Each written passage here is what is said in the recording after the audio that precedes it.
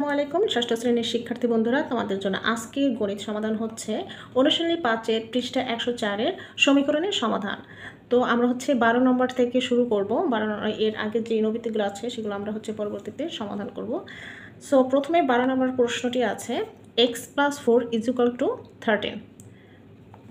তো আমরা সাধারণত জানি যে এখানে যেহেতু পূর্ণ সংখ্যা আছে, এই পূর্ণ সংখ্যাটি আমরা বাম পাশ থেকে ডান সাইডে নিয়ে যেতে পারবো।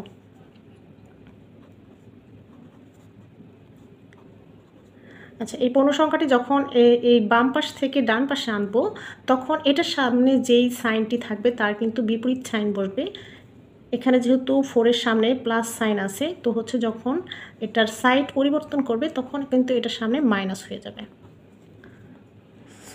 সুতরাং x = 13 থেকে 4 মাইনাস করলে কত আসে? 9। তাহলে অ্যান্সার হচ্ছে আমাদের 9। That's it. এগুলো খুব ইজি অঙ্ক।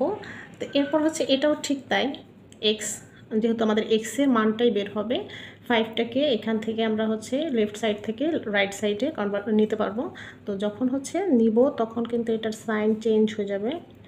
এটা সাইন, এটা সামনে আছে প্লাস, এ পাশে আনলে কিন্তু মাইনাস হয়ে যাবে। সুতরাং x = 9 থেকে 5 মাইনাস করলে 4 হয়। This is the answer. এরপর আমাদের 14 নম্বরে আছে ঠিক একইভাবে আমরা এখানে ওয়াইকে রেখে এই +1টা যখন এই পাশে নিয়ে আসবো তখন কিন্তু ওয়ানের সামনে মাইনাস হয়ে যাবে। সুতরাং y = 9। 15 নম্বরও ঠিক তাই।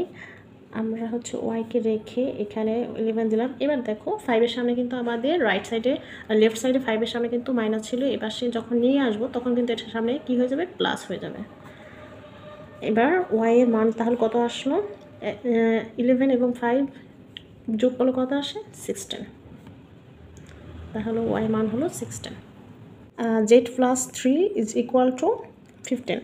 তো আমরা একইভাবে জেডটাকে এই পাশে রাখবো, 3টাকে এই পাশে নিয়ে আসলে কী হয়? মাইনাস হয়ে যায়।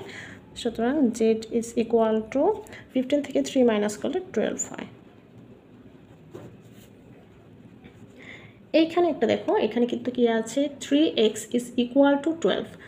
দ্যাট মিন্স এইখানে কিন্তু কোনো সাইন নেই। তারপর যখন কোনো সাইন না থাকে তখন এটার সাথে কি বোঝায়? গুণ আকারে বোঝায়। তো যেহেতু এখানে গুণ আকারে আছে, এই পাশে যখন আমরা এক্সকে রেখে 3টাকে এই পাশে নিয়ে আসবো, রাইট সাইডে নিয়ে আসবো, তখন এখানে গুণের বিপরীত ভাগ হয়ে যাবে।